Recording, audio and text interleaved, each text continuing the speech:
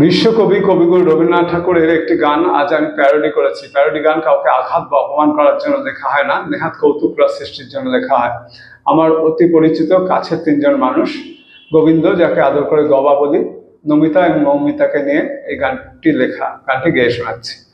টুল বালতি এলো, গবা টাকা চেলো, আজ শুক্রবারে দেখি মৌমিতাটা মাথায় লাগে গুতো, সকাল হতে হতে টুল বালতি এলো।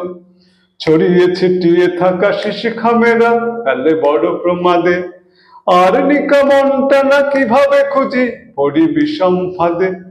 ছড়িয়ে ছিটিয়ে থাকা শিশি খামেরা ফেলে বড় প্রমাদে, আর নিকা মনটা না কিভাবে খুঁজি পড়ি বিষম ফাঁদে।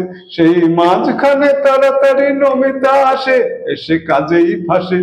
এই সারাদিন আলো আর রোদেরও খেলা, রবি গগনে হাসে।